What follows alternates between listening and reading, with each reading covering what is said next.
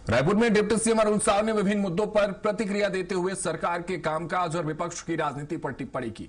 CM helpline पर बढ़ती शिकायतों को लेकर उन्होंने कहा कि जनता का सरकार पर भरोसा बढ़ा है, इसलिए लोग अपनी समस्याएं सीधे सरकार तक पहुंचा रहे हैं। हसदेव अरण्य मुद्दे पर उन्होंने कांग्रेस पर निशाना साधते हुए कहा कि सत्ता से बाहर होने के बाद कांग्रेस को जल, जंगल और जमीन की याद आती है।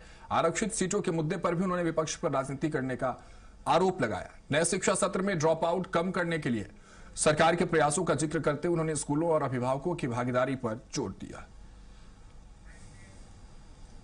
लाने का काम, भय दिखाने का काम और भ्रष्टाचार इनकी राजनीति का 3 सूत्र है।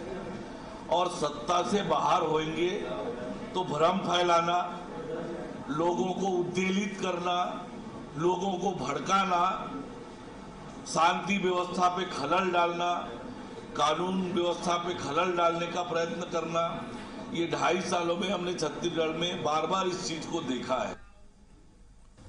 रायपुर में डिप्टी सीएम अरुण साव ने विभिन्न मुद्दों पर प्रतिक्रिया देते हुए सरकार के कामकाज और विपक्ष की राजनीति पर टिप्पणी की।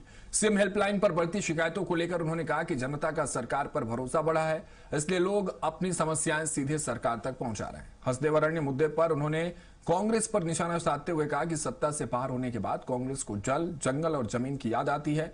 आरक्षित सीटों के मुद्दे पर भी उन्होंने विपक्ष पर राजनीति करने का आरोप लगाया। नए शिक्षा सत्र में ड्रॉप आउट कम करने के लिए सरकार के प्रयासों का जिक्र करते हुए उन्होंने स्कूलों और अभिभावकों की भागीदारी पर जोर दिया।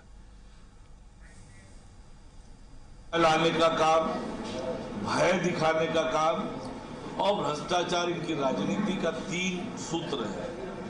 और सत्ता से बाहर होंगे तो भ्रम फैलाना, लोगों को उत्तेजित करना, लोगों को भड़काना, शांति व्यवस्था पे खलल डालना, कानून व्यवस्था पे खलल डालने का प्रयत्न करना, ये 2.5 सालों में हमने छत्तीसगढ़ में बार बार इस चीज को देखा है।